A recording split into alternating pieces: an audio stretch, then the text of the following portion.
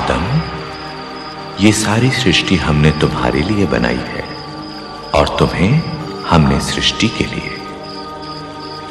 तुम हर वृक्ष का फल खा सकते हो अतिरिक्त इस वृक्ष के। ये ज्ञान का वृक्ष है, अच्छाई और बुराई के ज्ञान का। अच्छाई और बुराई का ज्ञान हो जाने पर भी मनुष्य भागेगा बुराई की तरफ। ये मेरा आदेश है, यदि इसका फल खाओगे तो मृत्यु को प्राप्त हो जाओगे।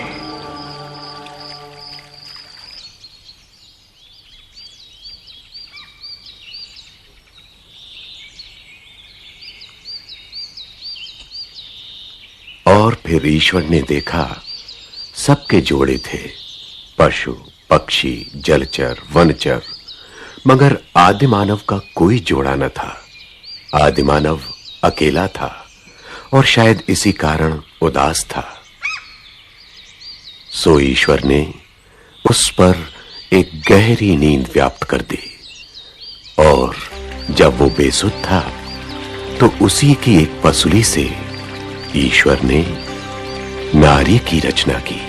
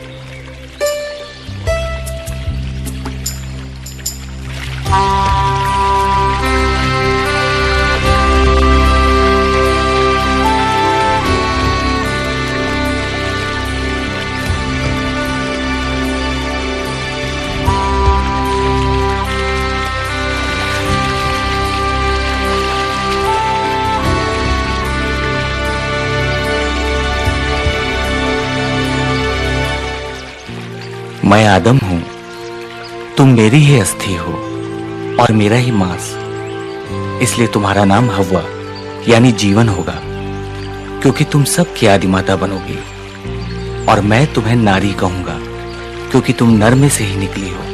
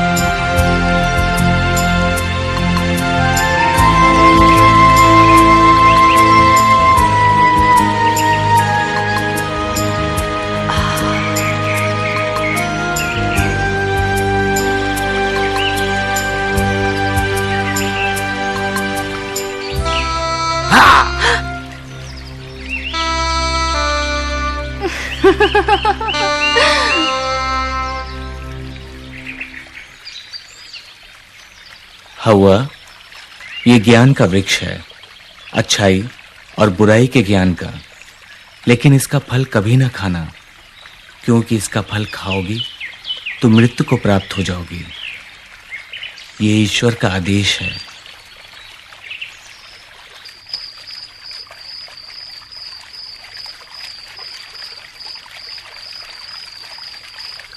हव्वा,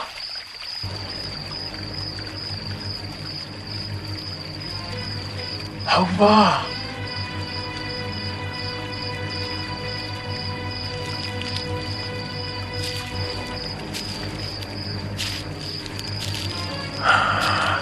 तुम क्या किसी भी पेड़ का फल नहीं खा सकती? नहीं, हम सभी पेड़ों के फल खा सकते हैं, सिर्फ इस पेड़ का फल खाना मना है। ओह, जानती हो क्यों? ईश्वर का आदेश है। इसलिए कि अगर तुमने ये फल खा लिया तो तुम्हें अच्छाई बुराई का ज्ञान हो जाएगा और तब तुम खुद ईश्वर के बराबर हो जाओगी।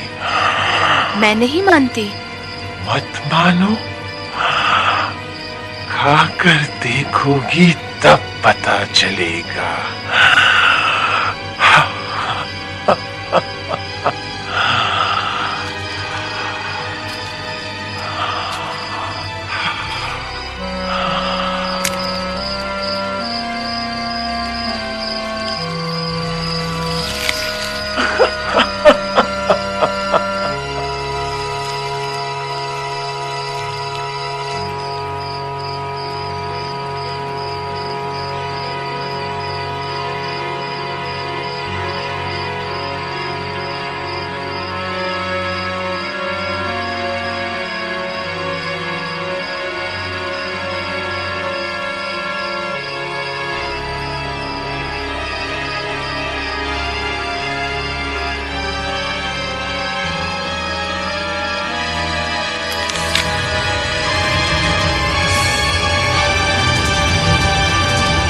आदम, आदम, तुम छुपे हुए क्यों हो? मुझे शर्म आती है। ऐसा कुछ किया जिस पर शर्म आए? मैं नग्न हूं। तुम्हें पता कैसे चला कि तुम नग्न हो? सुनो, तुमने ज्ञान वृक्ष का फल खा लिया क्या? मुझे इसने दिया, जिसे आपने भेजा। मुझे सांप ने खाने को कहा। आज से ये भी होगा। तुम्हारे वंशज एक दूसरे पर इल्जाम रखेंगे। श्राप है मेरा सांप पर कि हमेशा पेट के बल चलेगा और धूल चाटेगा। श्राप है मेरा औरत पर कि हमेशा प्रसव पीड़ा उठाएगी और आज से सारे फैसले पुरुष करेगा और ये उसका मुंह देखेगी।